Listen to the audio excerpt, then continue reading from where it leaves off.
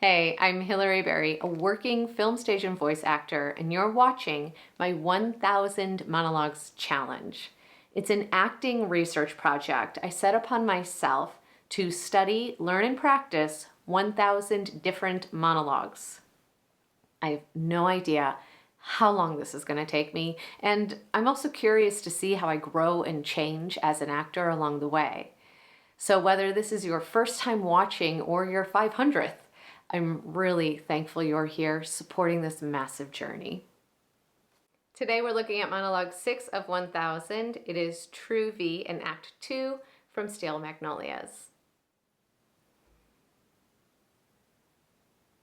Got me.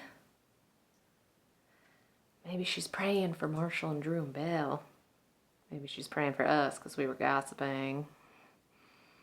Maybe she's praying because the elastic is shot in her pantyhose. Who knows? She prays at the drop of a hat these days. She has ever since Mardi Gras. She had her choice of going to a Bible study weekend with her Sunday school group or to New Orleans with me and 2 other sinners. Well, she left that Friday a pleasant, well-adjusted young lady. She came back that Tuesday a Christian. Her boyfriend, Sammy, so confused. He doesn't know what to think. He's not sure whether to scratch his watch or wind his butt. He's crazy about her. He says he could handle another man in her life, but he has trouble with the Father, the Son, and the Holy Ghost. I'm torn. On one hand, I got 2 sons that I'm afraid are going to hell in a handcart. Now a semi-daughter who's trying to be the kind of girl Jesus could bring home to mama. I don't know what to think. I don't understand those people, but sometimes they seem to have a kind of peace about things that I've just never had. Maybe I'm just jealous.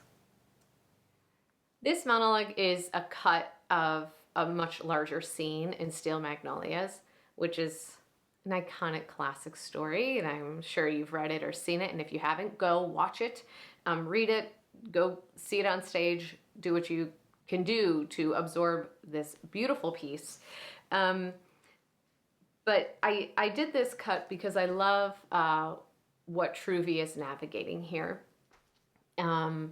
where there's like an admiration and also a bit of just very human sort of judgment, and also maybe a little bit of jealousy of something that she just doesn't understand, but is clearly curious about and sees works for some people, and she doesn't understand why it doesn't work for her.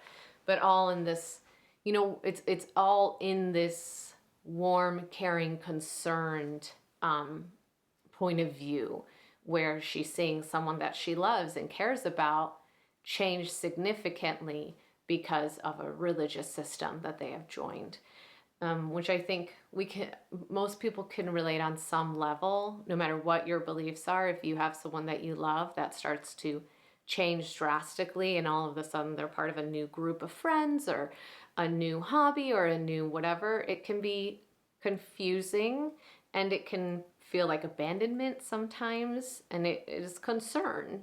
And how do you navigate that, especially when you haven't quite figured out all of those feelings? So I love this piece. I think it's so genuine and beautiful and human without being too much, or without being too precious. And so hope you enjoyed and come on back for the next.